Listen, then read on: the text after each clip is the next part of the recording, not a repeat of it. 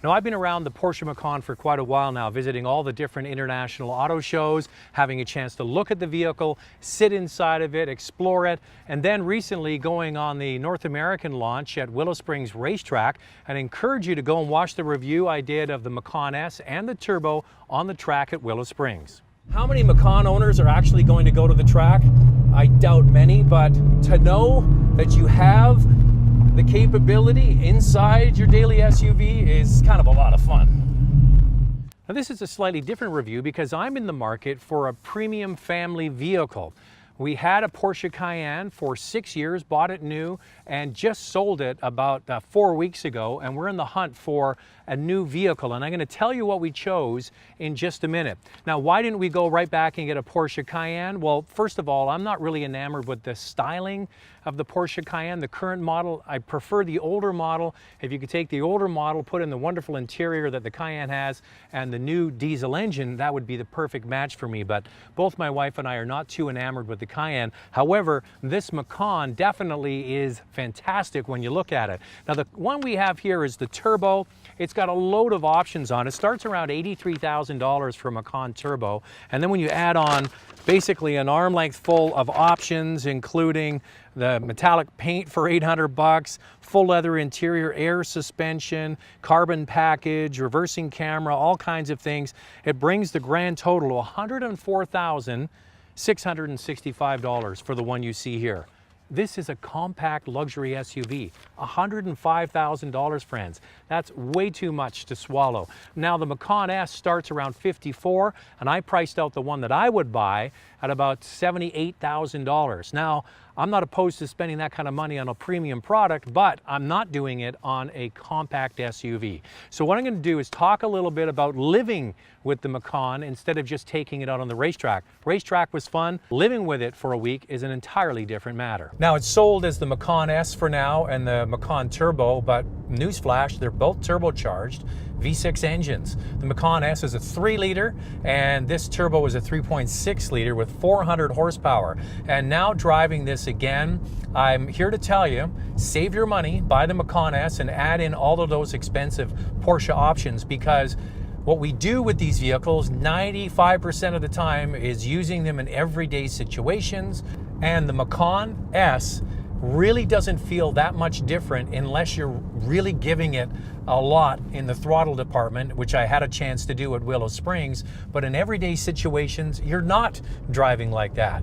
Now, the one thing that comes with the Macan Turbo is PASM as standard equipment, and it doesn't with the Macan S, but that's one thing you should buy. Also, this vehicle has the Sport Chrono package and the air suspension, which brings the price up quite a bit.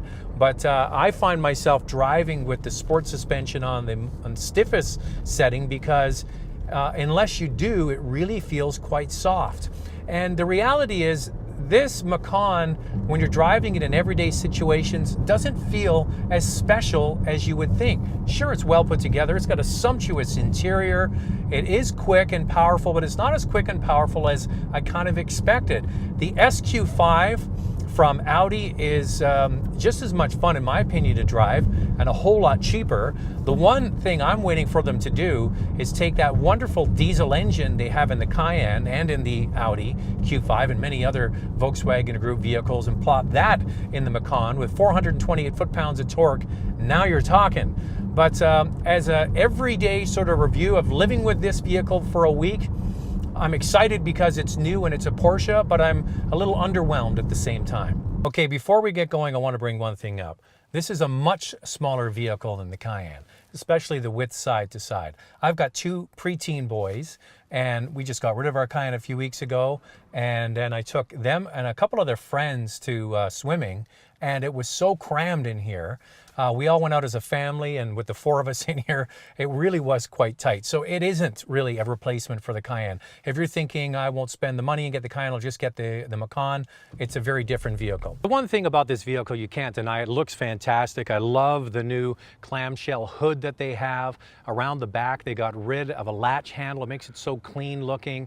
It looks hunkered down, especially when you get the 21-inch wheels. It really looks dynamic, so you can't take that away from the vehicle. And the one thing you can't takeaway from Porsche is the crest on the front, which people seem to be paying anything to own.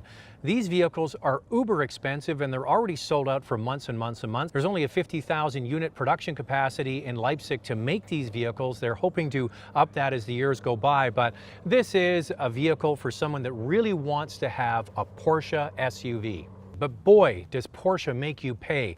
Here's the thought process for me. I'm not willing to spend this kind of money on a compact SUV. Don't kid yourself. This is small, especially if you have a family of 4. There's not a lot of room in here. If you want room and you want a Porsche SUV, go and buy the Cayenne. It has way more on the inside.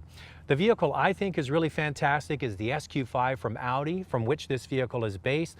That supercharged engine is actually quicker than the Macan S, not as quick as the turbo, but that's a lot of vehicle for about 69 fully loaded. What did our family choose? We went the diesel route, as I mentioned off the beginning, the same engine that's used in the Cayenne and in the Audi Q5 TDI. We went with the Audi A7.